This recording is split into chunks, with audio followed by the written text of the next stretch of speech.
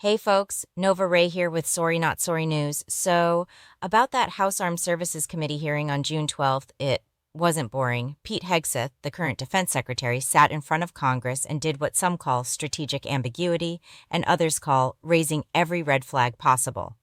Under intense questioning, Hegseth refused to deny that the Pentagon is actively working on military plans to invade Greenland and Panama. Let that sink in. When pressed by Representative Adam Smith, Hegseth didn't say no. He didn't say yes either.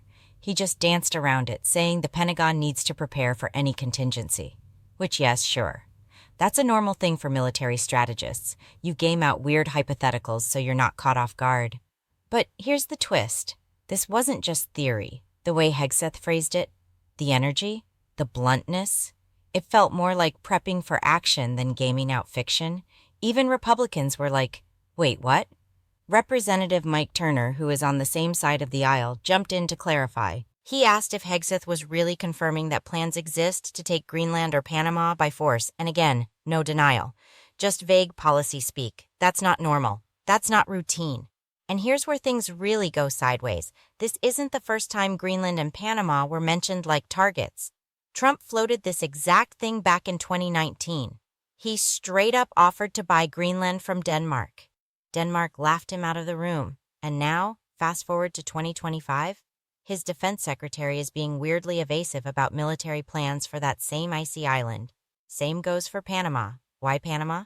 2 words, the canal. Trump has ranted about needing to take back control of the Panama Canal despite the fact that it's under Panamanian sovereignty and has been for decades. The idea of using military force to do it isn't just controversial, it's a foreign policy powder keg. Now let's talk consequences. Denmark is a NATO ally. Panama has been a key U.S. partner in trade and regional diplomacy.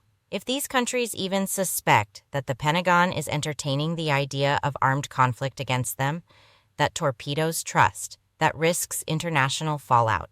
And lawmakers know it. Representative Salud Karbajal called Hegseth unfit to lead, citing both the invasion comments and his use of the Signal app to conduct encrypted military discussions. That's a whole other rabbit hole, but the optics are bad. Meanwhile, Hegseth continues to double down. He hasn't retracted the comments, he hasn't clarified them, and he hasn't reassured anyone that Greenland and Panama are not on the Pentagon's menu. Now, bills are moving through Congress to ban the use of military funds for invasions of allied countries. That's how worried people are. Legislators are literally trying to block the White House from going rogue. So let's sum it up. You've got a defense secretary saying the quiet part out loud, you've got Trump's old obsessions back in the headlines, and you've got Congress in damage control mode hoping to undo the optics of a U.S. military openly planning for invasions of allies. This is more than policy. It's posturing, and it's dangerous. So what now?